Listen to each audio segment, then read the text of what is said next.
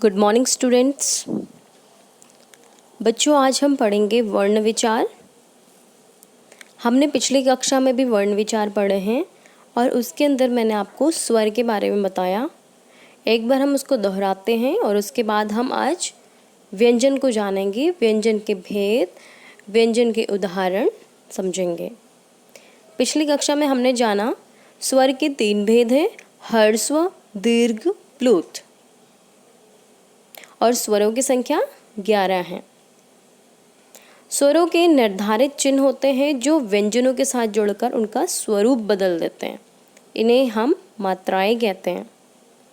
वे वर्ण जो न स्वर हैं न व्यंजन, उन्हें हम अयोगवाह कहते हैं। अंग और अह आपके अयोगवाह वाले वर्ण हैं। नुक्ता का प्रयोग अधिकतर क, ख, ग, ज, फ वर्ण में किया जाता है। चलिए आज का हम विषय शुरू करते हैं। आज हम पढ़ेंगे व्यंजन। व्यंजन के भेद।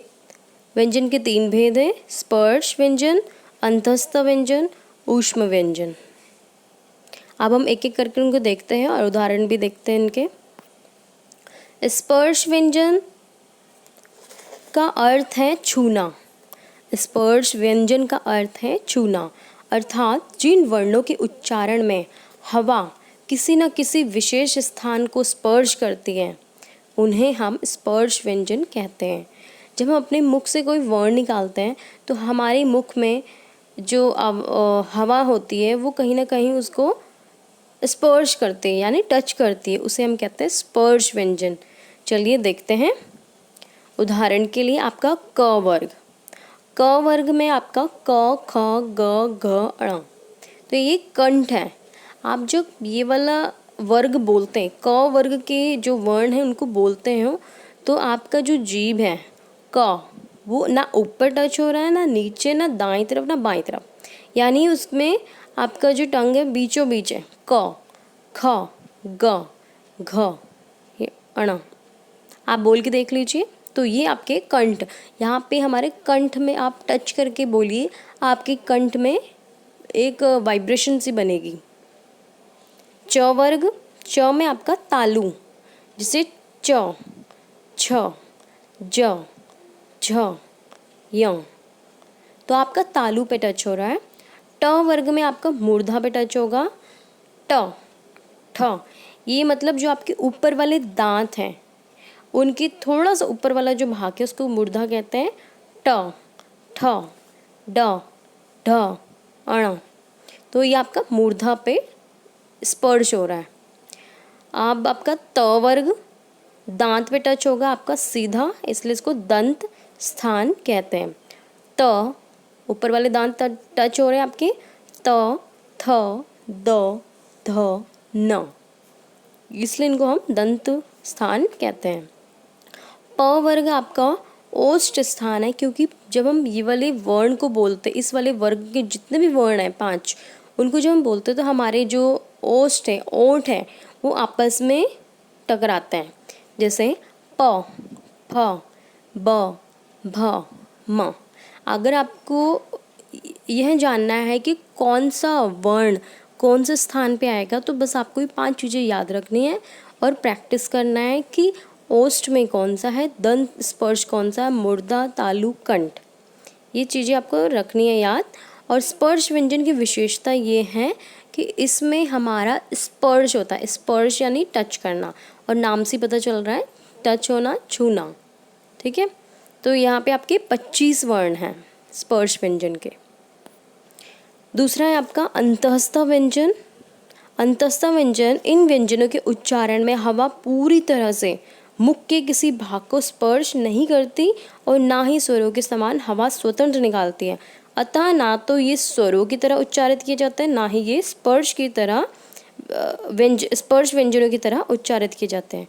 इनका स्थान दोनों के मध्य का है, इसलिए इन्हें अंतःस्थ व्यंजन कहा जाता है। बोल के देखिए आप। य, र, ल, व, तो यहाँ पे आपका अंतःस्थ व्यंजन के 4 वर्ण हैं। आगे बढ़ते हैं। ऊष्म व्यंजन, तीसरा भाग। ऊष्म अर्थात गर्मी या ऊष्मा, ऊष्म गर्मी, पता चल रहा है आपको, ऊष्म मतलब गर्मी होती है। इन वर्णों के उच्चारण में हवा मुख के अवयव के रगड़ खाने से ऊष्मा निकलती है।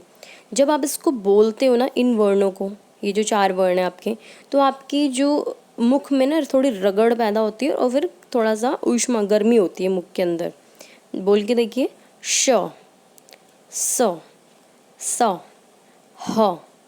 तो आपके मुख के अंदर क्या हो रहा है, गर्मी पैदा हो रही है, तो ये आपके ऊष्म व्यंजन है।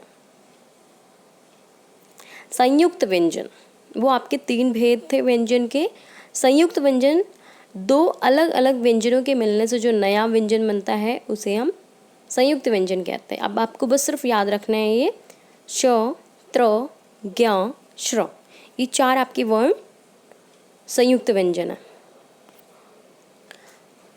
अब देखिए बच्चों, मैंने आपको पहले भी बताया था पिछली कक्षा में कि आपके कुल वर्ण जो है 25 है, वो कैसे हैं। अब मैं स्पष्ट करती हूँ। पहला स्पर्श व्यंजन 25, जो अभी अभी हमने देखे, क वर्ग, च वर्ग, ट वर्ग, त वर्ग, प वर्ग, ठीक है। अब आपका अंतःस्थ व्यंजन वही है आपके य, र, ल, व। ऊष्म व्यंजन आपके 4 हैं, श, श, स, ह। अन्य व्यंजन आपका ये है, ट वर्ग में आता है वैसे तो ये, पर इसको हम 25 में काउंट नहीं करते। मतलब जो आपके स्पर्श के 25 है वो तो अलग है, पर ये आपके अन्य है, एक्स्ट्रा में आता है, पर है ये ट वर्ग के। 2 अन्य व्यंजन संयुक्त व्यंजन आपके अभी हमने देखे, श, त्र, ज्ञ, श्र। स्वर आपके 11 हैं और अयोगवाह आपके 2 कौन से, अंग और अह आपके अयोगवाह हैं। तो कुल मिला के आपका 52 यानी कि 52 आपकी वर्णों की संख्या है। ये चीज़ आपको अच्छे से याद रखनी कि कितनी कौन सी संख्या है।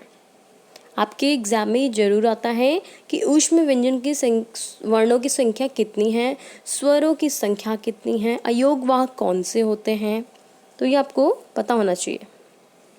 आओ देखें आपने कितना सीखा।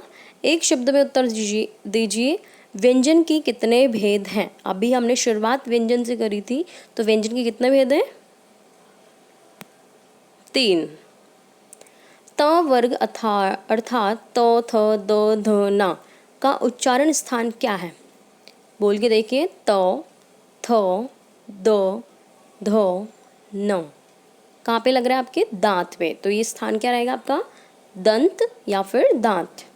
2 अलग अलग व्यंजनों के मिलने से जो नया व्यंजन बनता है उन्हें क्या कहते हैं हम, सबसे बाद में पढ़ा था हमने, संयुक्त व्यंजन, क्योंकि वो 2 वर्णों से मिलके बनता है।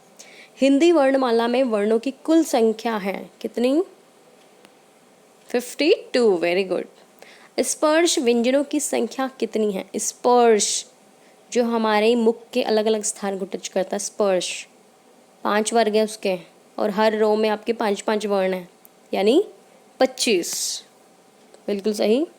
तो बच्चों आपकी कक्षा यहीं पे ख़त्म होती है।